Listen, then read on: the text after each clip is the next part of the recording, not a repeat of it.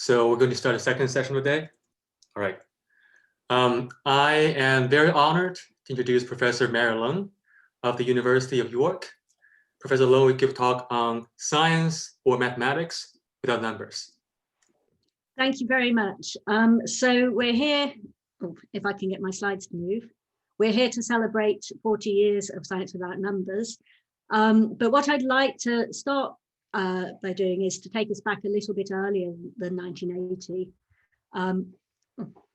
Let's try that again, back to 1967, which was a very productive year for Hilary Putnam, and in particular to talk about two papers he published in that year. So one of these papers was Putnam's famous Mathematics Without Foundations paper, where he develops a picture of mathematics as modal logic. And the second, perhaps a bit less known, is a paper he published in a book in honor of Bertrand Russell, which is a paper called The Thesis That Mathematics is Logic. And I wanted to mention this paper because it bears a very interesting relation. Well, both of these papers bear interesting relations to nominalist projects that follow. And in particular, the thesis that mathematics is logic, in a way, can be seen as an early presentation of the project that became Science Without Numbers. So both of these papers that were published by Putnam in 1967 were collected in his greatest hits of 79, Mathematics, Matter and Method. And it's notable there that when he collects those papers together, he points out that there's one paper in this collection that he now largely disagrees with, and that's this paper, The Thesis That Mathematics is Logic. So why does Putnam disagree with this picture? Oh, excuse me, my slides are sticking.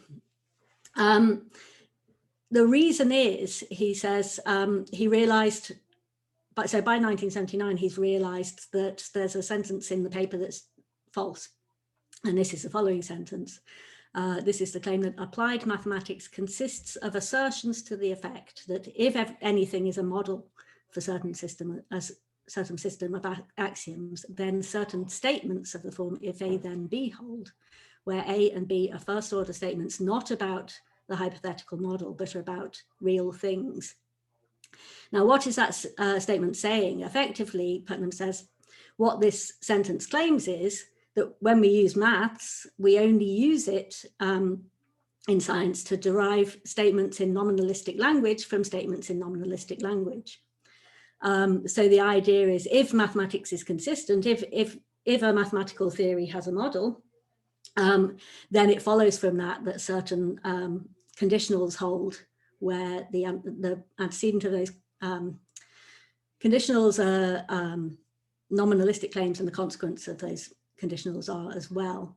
And this effectively is a claim that Putnam making the claim that mathematics is useful because it's conservative, right? What he's saying is, so long as our mathematical theories are consistent, we can use them to justify claims that certain conditionals hold. If these non-mathematical premises are true, then these non-mathematical consequences are true as well. And this is a position that Putnam thinks is the one mistake in his Mathematics, Matter and Method, or at least it's the one that he's going to own up to anyway. So what is this claim that applied maths consists of assertions to the effect that if anything is a model for certain systems, a certain system of axioms, then certain statements, if A then B hold, where A and B are first order statements not about the model but are about real things. Effectively, this is a picture of how maths is applied that we can think of as a juice extractor model, right? So this is a metaphor that goes back before Putnam as well to Hempel. Hempel talks about this picture of how maths gets applied, and the idea is mathematics is a tool for squeezing the juice out of nominalistic assumptions. So if you have a theory made up of claims that are about the physical world, about real things rather than mathematical things, and you want to know what follows from that theory, well, you could try and squeeze out the consequences of that theory by hand. That might take you quite a long time, or you could get your snazzy tool of mathematics, which once you slot your theory into the this wonderful tool, it gets the juice out of your theory nice and quickly. But really all it's done is got you nominalistic conclusions out of nominalistic statements as inputs. So that position in Putnam's paper is effectively saying applied mathematics is just a matter of using consistent mathematical theories to derive nominalistic conclusions from nominalistic assumptions. So it's a claim that depends on the conservativeness of mathematics. Now, Putnam says that he came to realize that this view is wrong, and the reason why it's wrong is, in Putnam's view, we don't have a nominalistically stated lemon in the first place, effectively. So if this picture of application of applied maths works, it has to be there that there's a nominalistically acceptable body of assumptions about the physical world that we then apply maths to get their nominalistic consequences out. And this is the part of his thesis that mathematics is logic paper that Putnam came to challenge, because he came to the view, famously, that mathematics is indispensable in formulating our scientific theories. And that's the view that when we try and express the claims of our scientific theories, we can't do that without invoking mathematics. So by 1971, this was clear to Putnam, he thought. Quantification of mathematical entities is indispensable for science. And there he gave his famous version of the indispensability argument, therefore we should accept such quantification, and this is going to commit us to accepting the existence of mathematical entities in question. So by 1971, Putnam had moved away from the thought that all mathematics is doing in science is helping us derive nominalistic conclusions from nominalistic premises. He'd moved away from that thought because he'd come to the view that mathematics was actually indispensable in describing the physical world. So that was Putnam's view in 1971, and by 1979, on the eve of Field's publication of Science Without Numbers, Putnam very confidently stated in his Mathematics Matter method that that picture of applications is not going to work. Well, Science Without Numbers came along the next year, and in a way, one thing we can view it as doing is actually vindicating or attempting to vindicate the picture that that Putnam abandoned from his 1967B paper, the thesis that mathematics is logic.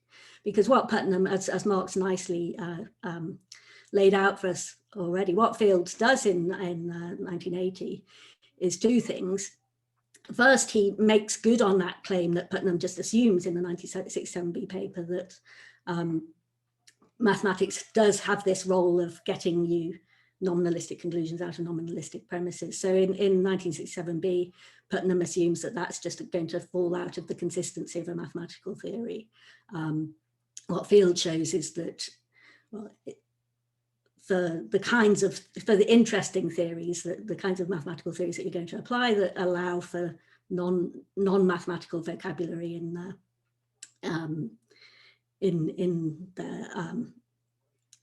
axioms, then you're going to not just need consistency, you're going to need something slightly more than that, but we need very little more than consistency of theories to get conservativeness.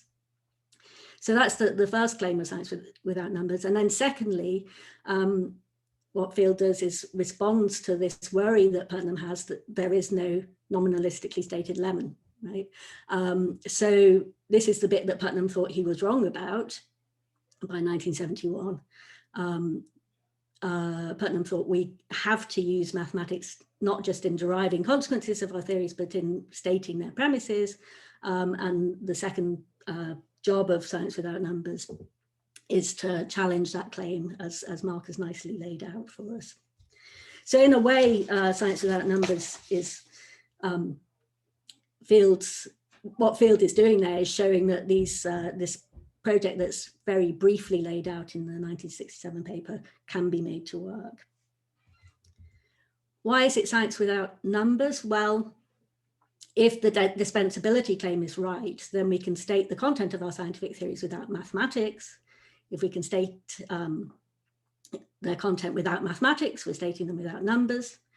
That's not to say that science isn't going to use mathematics, right? As Mark's laid out for us, we're still going to use mathematical theories as a tool to squeeze out the juice from our nominalistically stated theoretical assumptions. But this use of mathematics can be understandable from basically what's the purely if-thenist perspective that Putnam outlines in the thesis that mathematics is logic. So all we need is that all mathematical conclusions follow from our mathematical axioms. So that if that's right, then nothing in our use of mathematics in science requires us to assume that there are numbers. So if Field's dispensability claim is right, then our use of mathematics in science doesn't support Platonism. Interestingly, so although in discussions in the philosophy of mathematics, we all find ourselves talking about the Quine-Putnam indispensability argument for Platonism. Interestingly, Putnam, in this rather grumpy paper, written, I think, in 2006, but published finally in 2012, complains that he was never arguing for Platonism anyway in his when he presented his indispensability argument. So Putnam says there, look, my indispensability argument was an argument for the objectivity of mathematics in a realist sense. That is, for the idea that mathematical truth must not be identified with provability. But Quine's indispensability argument was an argument for reluctant Platonism, which he himself characterized as accepting the existence of intangible objects, numbers and sets. And the difference in our attitude goes back at least to 1975.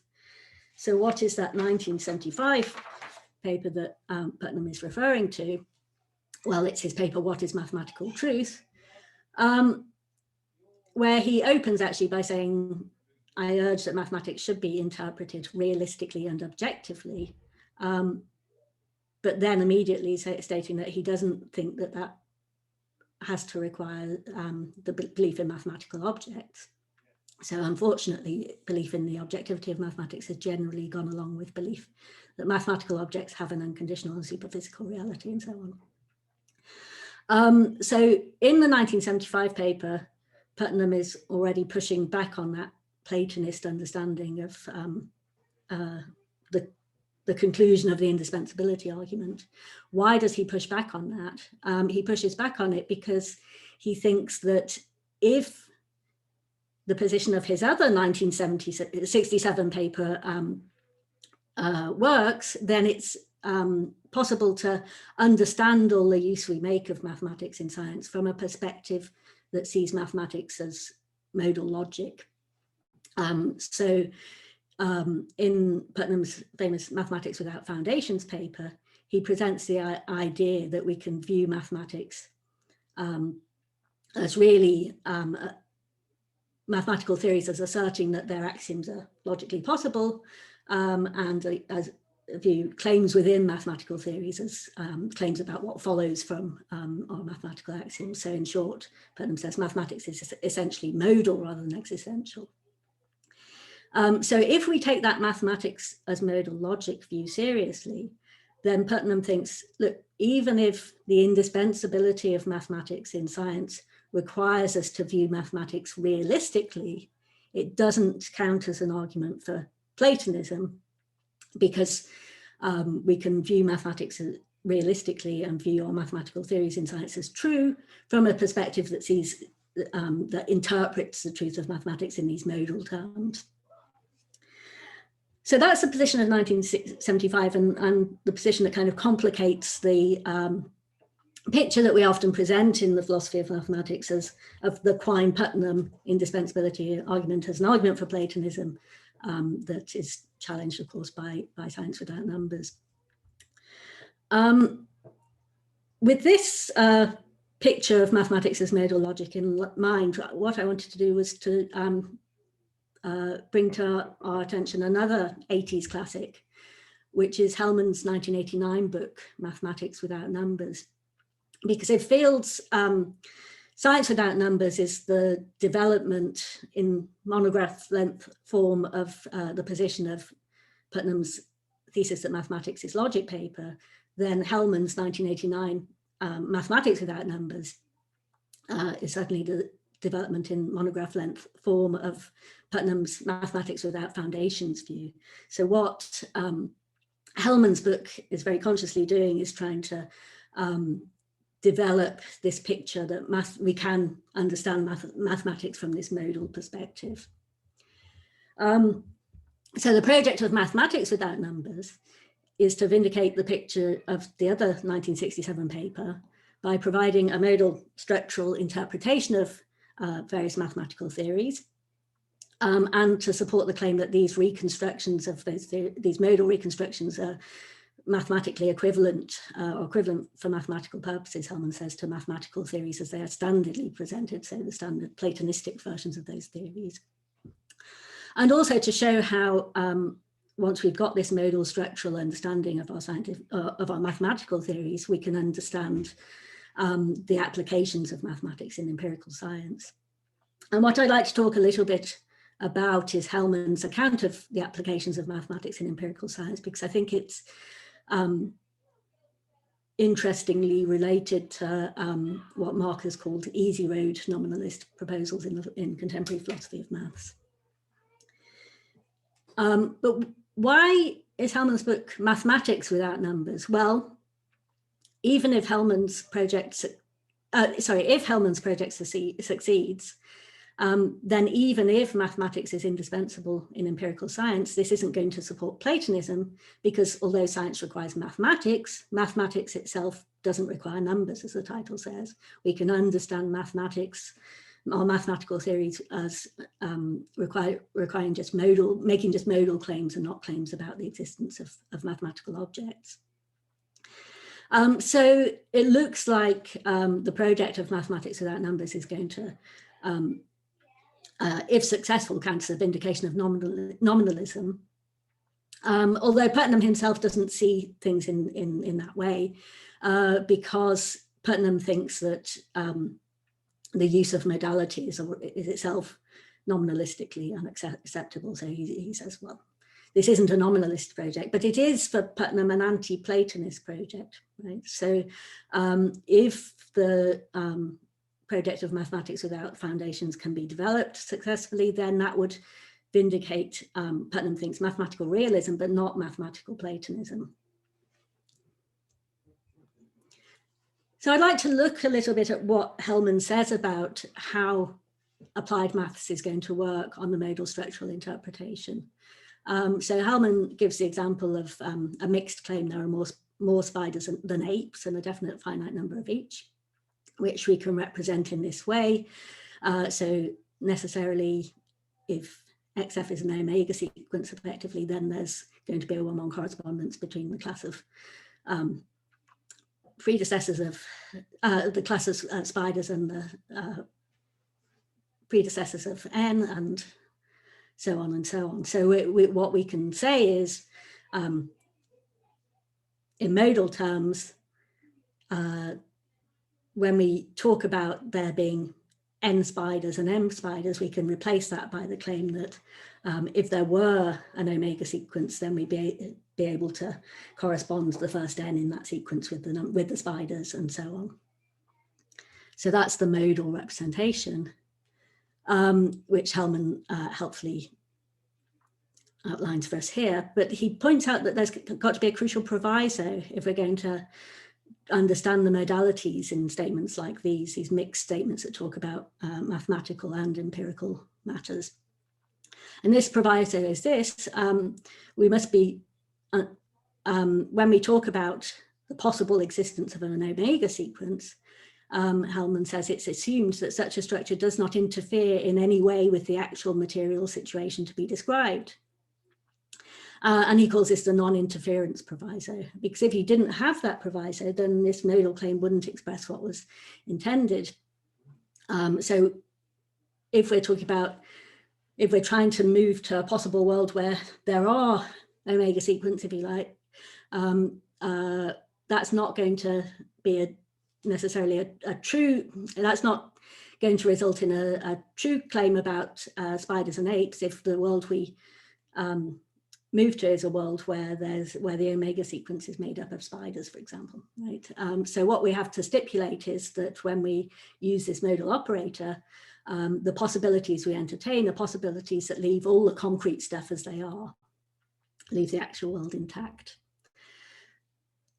So Hellman says already it should be clear that even the most elementary applied mathematics on the modal approach is going to be intimately bound up with conditions stipulating that at least part of, or perhaps the whole of the actual world, be held fixed when reasoning about hypothetically entertained mathematical objects. So far, we have stated such conditions in rather general global terms, bringing in explicit reference to the actual world or the actual condition of or state of some part of the actual world.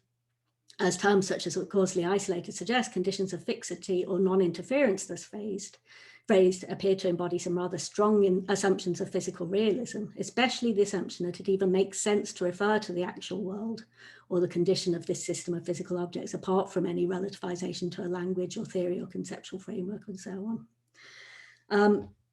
So it's really important for Hellman's modalities to work that we're able to say claims of empirical science are claims about what would be true were there mathematical objects that didn't interfere with how things are concretely. And we have to be able to assume there that it makes sense to refer to how things are concretely or the physical world or the actual world in order to do that. So if Hellman's account of applications is going to work, we're going to have to make sense of this idea of holding the physical world fixed. And that has to make sense even if we have no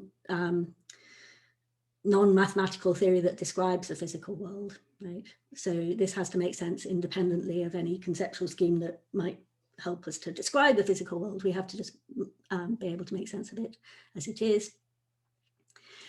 Because if use of the non-interference proviso required us actually to have a theory that describes the concrete physical world before we can start applying modal mathematics to it, then we'd basically be stuck with the same problem that Putnam finds for his other 67 paper, the thesis that mathematics is logic.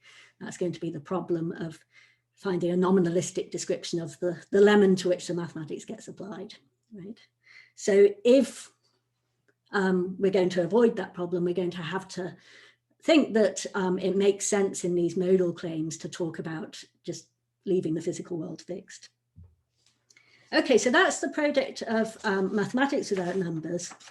And what I'd like to talk about now is the relation of all of this to what Mark has called easy road nominalism. So this is a new way of trying to be a nominalist about mathematics. If you don't want to do all the hard work of dispensing with mathematics as Field attempted in Science Without Numbers. So the project of easy road nominalism is to say, look, there's no problem using mathematically stated scientific theories, even if we don't believe they're true, because all we have reason to believe when we're doing science is that our mathematically stated scientific theories are nominalistically adequate, where that roughly means that they've got things right about the concrete stuff. So one way of, there's multiple ways that people have tried to make sense of what nominalistic adequacy is. I'm going to use Gideon Rosen's suggestion from a 2001 paper, where he says a theory is nominalistically adequate if and only if the concrete core of the actual world is an exact intrinsic duplicate of the concrete core of some world at which S is true. That is, just in case things are in all concrete respects as if S were true. So the idea of easy road nominalism is to say, look, when we do science, when we use our scientific theories, we're justified in doing that, just so long as we're justified in believing that those theories are nominalistically adequate. And then typically we try and give reasons why we might believe that those theories are nominalistically adequate, that they've got things right about the concrete stuff. Now, one of the major challenges to easy road nominalism is this idea of nominalistic adequacy, and a worry that it might not really make sense to talk about this, to use this claim that things are in all concrete respects as if the theory S were true. So that's been raised as a challenge to easy road nominalism. And what I wanted to point out here is that if we're allowed to help ourselves to Hellman's non-interference proviso, then it looks like we can make sense of this claim, because we can understand the claim that the world is in all concrete respects as if theory S were true, as the claim that were there objects satisfying the axioms of our mathematical theories, as utilized in the theory S, that didn't interfere with how things are concretely, then S would be true. And that is precisely the modal claim that Hellman would take to be a translation, a modal translation of a scientific theory. So it looks like if Hellman's allowed to do it, easy road nominalists are allowed to do that too. And actually that suggests to me, at least, that easy road nominalism is really best thought of as just a variant of the project of mathematics without foundations, rather than a variant of Field's program, actually, which is the development of the thesis that mathematics is logic. And that means, if Putnam's right, that the mathematics as modal logic picture doesn't challenge his indispensability argument for realism, but not Platonism, then neither does easy road nominalism really challenge that argument. So both for Hellman and for easy road nominalists, we're not going to dispense with maths in science, but instead we're going to provide an interpretation of our mathematically stated scientific theories, according to which the success of those theories doesn't require the existence of numbers. So in both cases, we're resisting Platonism. But in Putnam's view, this is not a challenge to his realism, whatever that is. What's interesting about Putnam, though, is that he's, despite the similarities between the easy road nominalism and the position that he wants to defend, the thesis that mathematics is, the mathematics as modal logic picture, Putnam was actually, in that 2012 Grumpy paper, quite hostile to easy road nominalism. And in particular, he points to the use of nominalistic adequacy for easy road as a problem for their view. So he complains about what he calls the trick of replacing the claim that theory S is true with the claim that theory S is nominalistically adequate as follows. He says, well, look, are fields concrete objects or not? They have mass and carry energy and momentum. So the answer would seem to be yes. But what nominalistically acceptable predicates can we use to describe them? Normally one describes them by specifying the components of the field vectors at points in space. But if one undertakes to do this nominalistically, then one undertakes to carry out a program like Hartree fields. But the easy road nominalist's trick was supposed to bypass the need to do that. So he goes on, I suspect that the trick that Rosen describes depends in fact on assuming that all possible things are good old-fashioned concrete objects, which we know how to describe in nominalistic language, or good old-fashioned abstract entities which are not in space-time and which are causally inert, but the entities of modern physics are neither of the above. So Putnam, in that 2012 paper, thinks that the trick that easy road nominalists use to avoid commitment to mathematical objects by saying, well, we don't believe our theories are true, we only believe that they're nominalistically adequate, depends on a mistake about how we can describe the world, depends on assuming that we can describe everything concrete in nominalistic language. Well, he might be right about that. But if Putnam is right that the easy raiders trick doesn't work, then it looks like his own realism, but not Platonism, is going to face a similar problem, right? So either Putnam is right that the trick doesn't work, because to use it, we're going to need a nominalistic description of the concrete world, or he's not. But if he is right, then it looks like the best development of his own realist anti-Platonism, as presented in Hellman's modal structuralism, looks like it must fail for the very same reason, because if the non-interference proviso is permissible, then we can characterize nominalistic adequacy. We can use that same machinery. So if that's the case, then the only hope for anti-Platonism would be to carry out the hard road. There's no option for what Putnam hopes for this realist anti-Platonist picture in light of the indispensability of mathematics. On the other hand, if Putnam's wrong about that, then easy road nominalism succeeds as a defense of anti-Platonism, despite Putnam's hostility.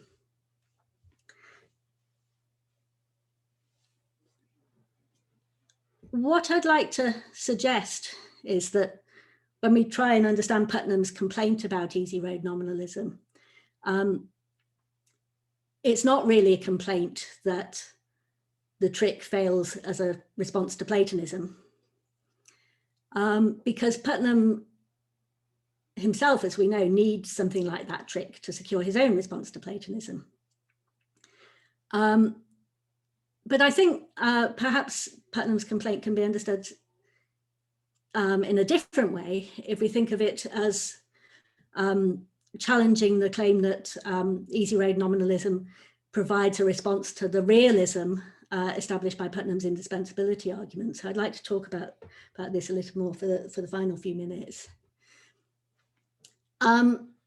It's quite puzzling what Putnam means by his realism without Platonism. It looks like when he presents this idea, what he means is something like commitment to the objectivity of modal truths about the consistency of mathematical theories.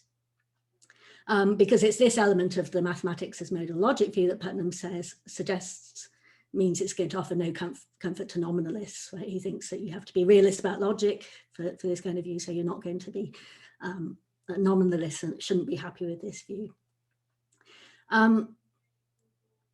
But if that is what Putnam means by saying his indispensability argument is an argument for realism, but not Platonism, it's very hard to see how Putnam thinks Hartree-Field's project might work as a response to his indispensability argument. So Putnam's quite clear in the 2012 paper that he thinks if Field's project has succeeded, then Putnam's indispensability argument for mathematical realism would fail. But of course, Field's Science Without Numbers project also requires commitment to modal truths about consistency and logical consequence. So if that's what Putnam means by realism, then the project of Science Without Numbers is equally realist as the project of Mathematics Without Numbers. So that suggests to me that there must be something else to Putnam's realism that's not just realism about logical truth. So to understand why the success of Field's program would amount to a successful response to Putnam's realism, we need to look for another dimension in which the indispensability of mathematics in science establishes the objectivity for Putnam of mathematical truth. And here I think we can find a clue from looking at Putnam's metaethical views, and in particular his discussion of the collapse of the fact-value dichotomy. Because in a way that discussion in Putnam's views is another indispensability argument. So what Putnam argues is that the descriptive indispensability of evaluative language, for example, in our use of thick evaluative concepts, supports realism about the evaluative. Putnam's idea is that we can't be cognitivists about the realm of fact and non-cognitivists about the realm of value because our evaluative vocabulary is inextricably entangled into our best descriptions of the factual. So the argument there looks like a kind of indispensability argument, we're committed to evaluative, committed to evaluative truth, because when we're trying to describe the world, we find ourselves indispensably using evaluative language. So Putnam says in the collapse of, in discussing the fact-value dichotomy, so-called factual and so-called evaluative predicates are mutually entangled. It's a fancy to suppose that the predicates we use to give sensitive and relevant descriptions of human beings and human interactions can be disentangled into two components, a purely descriptive component and a purely evaluative component. So if we're going to use those predicates to give sensitive and relevant descriptions of human beings and so on, then we ought to be as committed to the evaluative part as we are to the descriptive. What I want to suggest is that Putnam's complaint about the easy road as trick should be understood along these same lines. So the complaint is that so-called concrete and so-called mathematical predicates are mutually entangled in things like our theoretical descriptions of fields. So it's a fantasy to suppose that the predicates we use to give predictive and explanatory descriptions of physical systems can be disentangled into two components, a purely concrete component and a mathematical component. And given that Putnam sees these two pictures as analogous, that to me helps me to understand why Putnam thinks that recognizing the indispensability of mathematics in science results in a picture that is realist, because by analogy with the evaluative case, just as the indispensability of evaluative language supports realism about the evaluative because we can't describe the world except in evaluative terms, in Putnam's view, it looks like we have an analogous picture in the mathematical case. We are realist about the mathematical because we can't describe the mathematical realm except in mathematical terms. If that's right, then easy road nominalism doesn't succeed as a response to Putnam's indispensability argument for mathematical realism, because when we admit that mathematical vocabulary is indispensable in describing the physical world, as well as admitting the objectivity of logical consequence, we're going to concede all the features that Putnam counts as establishing realism as a thesis about the objectivity of mathematical truth rather than the existence of mathematical objects. So if we really want a proper defense of anti-realist anti-Platonism, then it looks like the only way to go is the hard road. And I'll stop there. Thank you. Thank you so much, Professor Leng.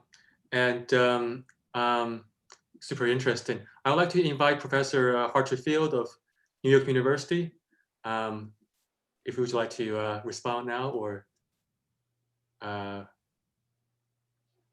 see. Oh, sorry. I'll mute you again. Sorry, Hartre, you're still muted.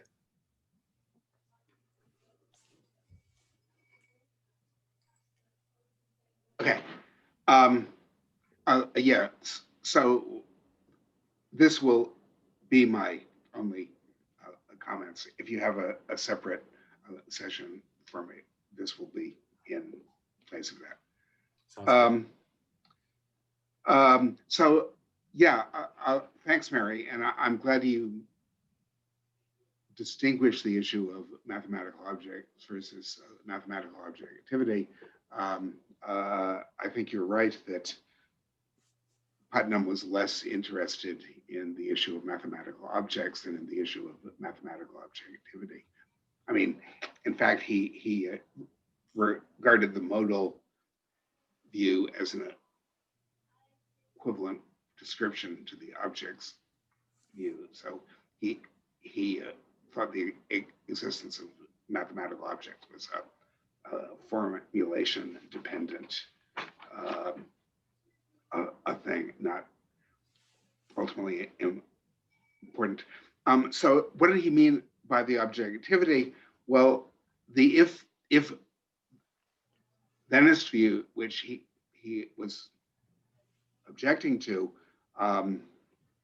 all already had in it the objectivity of logical consequence and therefore presumably the objectivity of logical consistency. So I think that what the objectivity must have meant is that mathematical undecidables, such as the continuum hypothesis and so forth, have objective answers. Now, my own book was more explicitly concerned with objects than with objectivity, but I think I think it was implicitly concerned with objectivity as well. Certainly, the view being advocated was one on which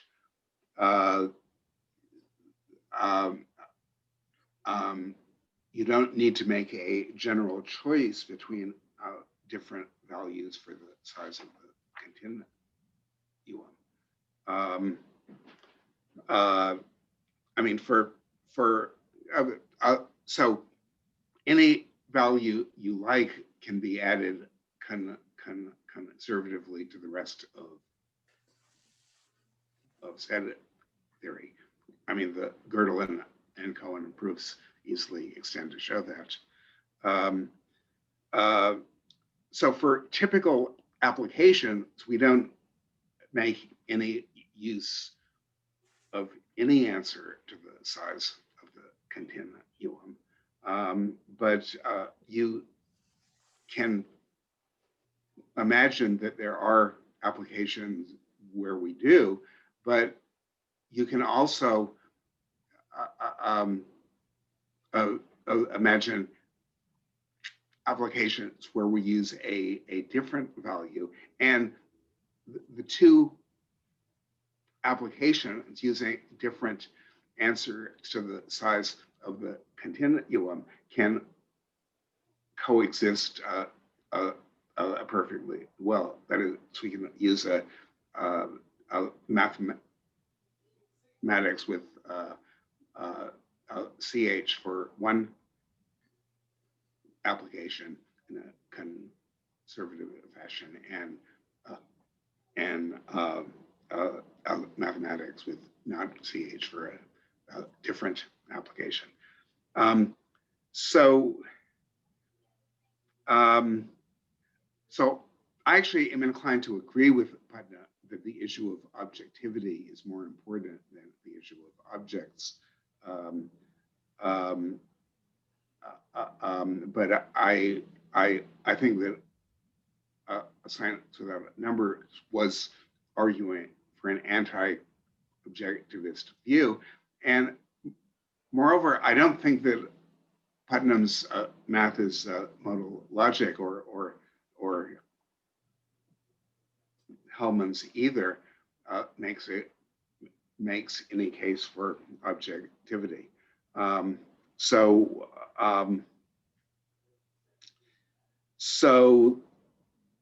let's see. I did in the 1980s actually argue against attempts to handle the applications of math modally, and this was for reasons that had to do with this non-proviso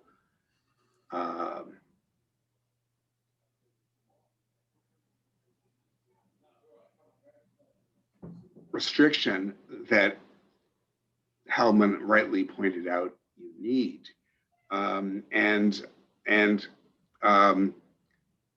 so what I argued was somewhat in the spirit of the thing that Mary discusses in the 2012 paper, that basically we need to fill out the modality to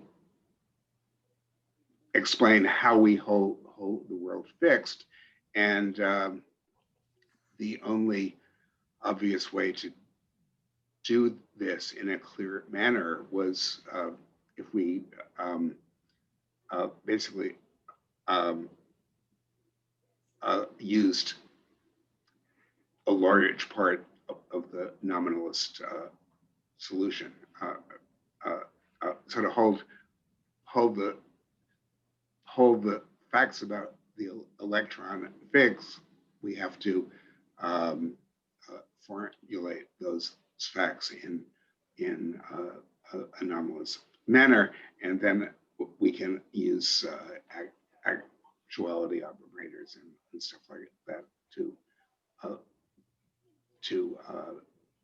give a clear formulation of what it is we're holding fixed. Anyway, I think some recent work by Daniel Brinson may somewhat undercut this, but what I want to emphasize is that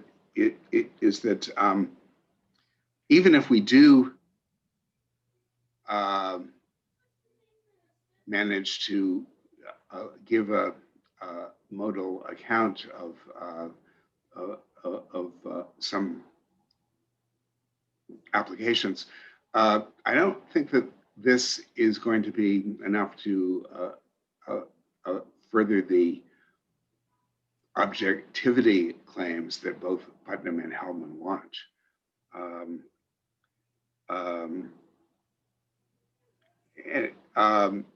And that's because nothing in the modal dispensability program requires a kind of modality that, apart from filling out the no interference condition, goes a whole lot beyond first order logical consequence. And given that, I think that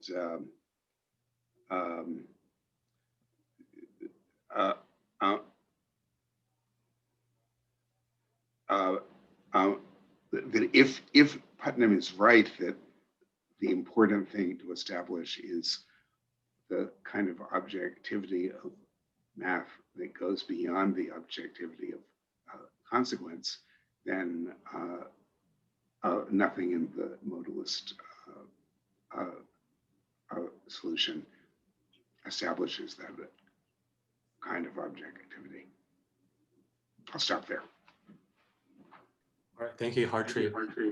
Before I open up for Q&A, Mary, would you like to respond?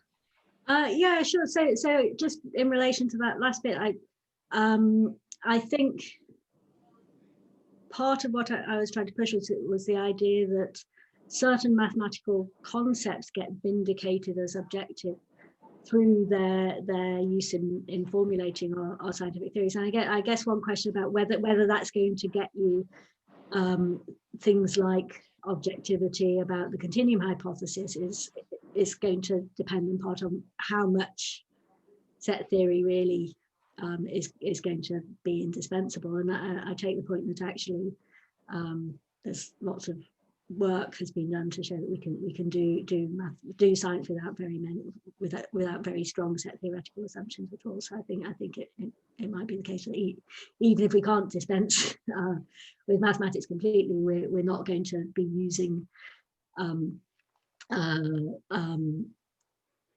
enough mathematics indispensably that's going to force us to say there has to be an objective fact of the matter about those things. So I think you might be right on that point. All right, thank you so much. So I want to open up for a brief Q&A period before open discussion. So if you have questions about Professor Mary Leng's talk, please raise your hand by click on the raise hand button in participants.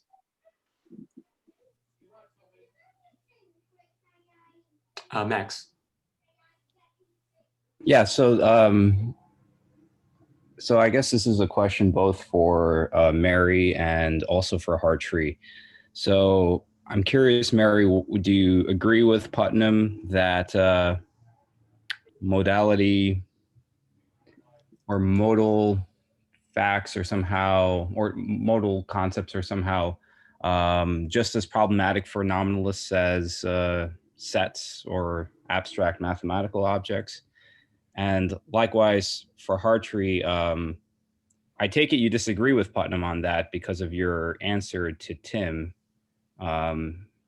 objection in the previous talk.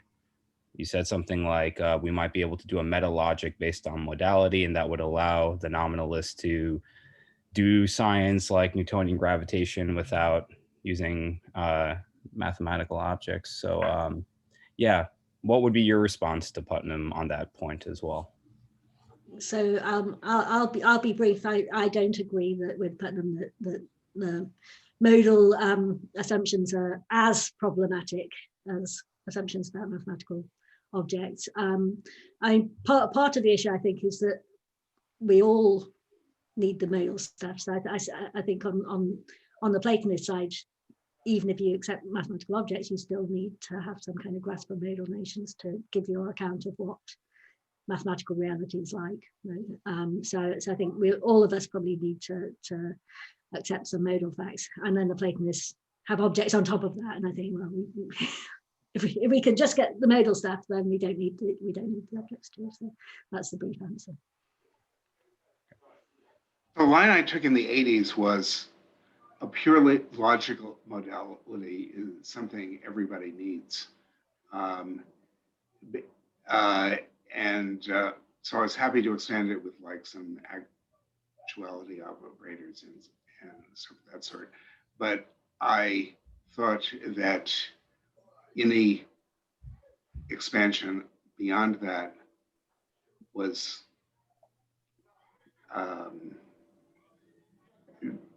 I mean, I wouldn't say it was anti-nominalistic, but it involved notions that that we didn't really understand. So I was against the anything but a most austere modality, and I'm still pretty much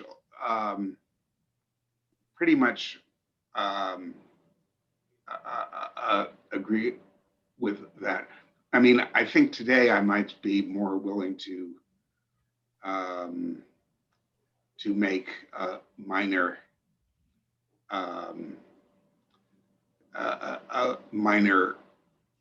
extensions of that, of a kind that I wasn't willing to make then.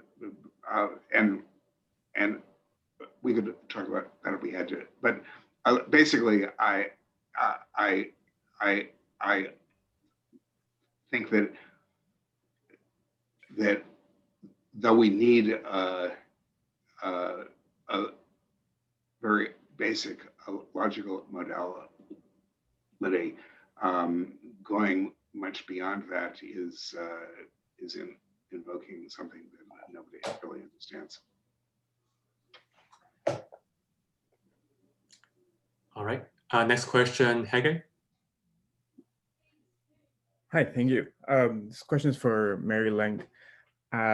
Correct, I think I missed something, or correct me if I'm misconstruing it, but I thought one move was to understand the indispensability argument by going to the fact value distinction paper and understanding what he says of the entanglement there of facts and values to go back and understand. But I guess I missed the next step. What else is there besides the parallel of entanglement and indispensability? Yeah, I realized I had to go through that a bit quickly. So thanks for asking and give me a chance to try and explain a bit more. So I think part of what I'm getting at is that in the meta-ethics case, once you've got that evaluative language is descriptively indispensable, there's really nothing, there's nothing left to resist for that to count as a realist view, right? So because we don't have another sort of platonic realm of moral objects. If you've secured the objectivity of evaluative discourse, then Putnam thinks, okay, well that's got you a view that's meaningfully thought of as realist. And so I guess what I was suggesting was the objectivity of mathematical predicates as part of our best description of the physical world. Once you've got that, by analogy, you've got something that is meaningfully called a realist view. So I suppose one way of thinking of it is this: if you were a pure fictionist, you could think, well, look, any consistent theory from a mathematical perspective is equally good, right? But what I want to suggest Putnam was pushing was the idea that for some mathematical theories, there's a greater degree of objectivity or and truth to those theories, because those are the ones that are vindicated as part of our best descriptive apparatus for understanding the world, the physical world around us. So some mathematical theories will be vindicated through their indispensability in science as being part, their concepts being sort of part of the furniture of the universe in a way that any arbitrary one wouldn't necessarily be. And that might be enough, for example, to say that, okay, even though you've got alternative, equally consistent set theories, perhaps one of these could be vindicated as the mathematically objective one, the one that's vindicated, that gets used in empirical science. Although that said, it's not that clear that empirical science is going to make those very careful distinctions between different set theories. So it's not clear that could really be follow through. But that was the idea. The thought is that, given that in ethics the objectivity of the evaluative apparatus as part of our descriptions of the world is itself enough to count as a realist view, by analogy, the objectivity of mathematics as vindicated by its indispensability of science is going to get us a form of realism that goes beyond just saying, well, any consistent theory is as good as any other. Next question, Sebastian. Right. Hi. So first of all, I would like to disclaim myself as not even being close to knowing much about nominalism. I'm here most as a student. However, for this reason, I was very impressed by this example of the field, because I was hearing the talk, this is what I thought, and then okay, Putnam came to this. So I'd like to frame this more like as a question of application.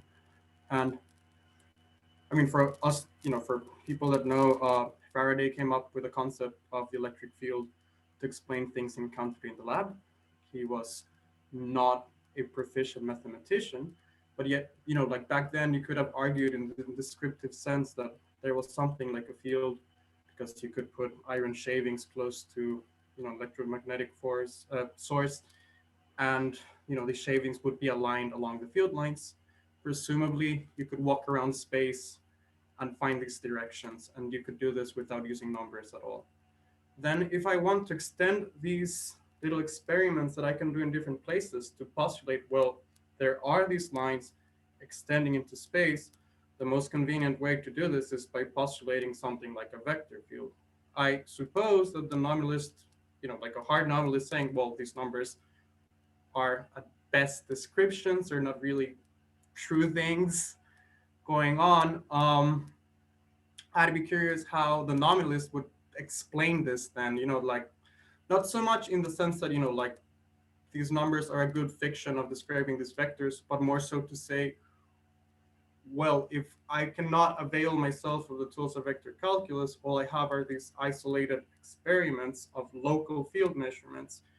How could I infer that a field is actually a real physical thing that extends through space because it's invisible, and the only way I can connect the dots is by using numbers? So that would be awesome if someone could help me with that. So I guess that's one reason why the Easy Road project is an attractive one, right? Because it promises to allow you to carry on using all the mathematics of fields and so on, and do so even despite your nominalistic scruples, because what you say is, well, when I use the mathematics of that I use to describe the field, what I'm saying is not that there are these vectors and so on, but things are concretely the way they would have to be for this combined theory to be true. And that's why we really need this this non-interference proviso effectively to make sense. If it doesn't make sense, then if we're going to be nominalists, we have to do Hartree's hard project of showing how you can state that the content of those theories in a way that that doesn't make use of the mathematical objects. But that's hard work. So that's why this non-interference issue is so important for the easy road to nominalism to work. So the hard road version doesn't really dispense with the mathematics. It dispenses with the mathematical objects. So in the application of say differential form theory to physics, which is what you're using with Maxwell's equations, you replace a differential form with the analogs of vectors are in a flat space-time setting, or just little directed line segments, and differential form is represented by a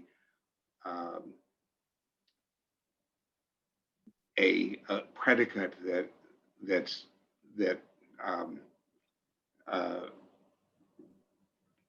say a four-place predicate that intuitively compares a value at one pair of these vectors to the value at a different pair.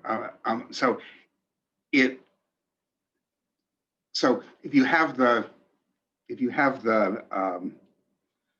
space-time structure there, you can with some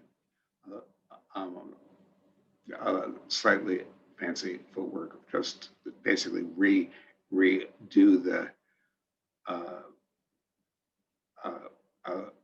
physical theory in terms that don't actually talk about the mathematical entities. All right, thank you all very much. So thank you, Mary, for the interesting session. Since this is the last session of the day, I want to open this up for open discussion. So you can ask questions about anything, any topic of the day. Please raise your hand by clicking on the raise hand button in participants. So we have until 5:40 for this open session. So Eddie, I can't raise my hand because I'm a co-host, but my hand is raised and I'm using my organizer privileges to call on myself. So this is I guess this is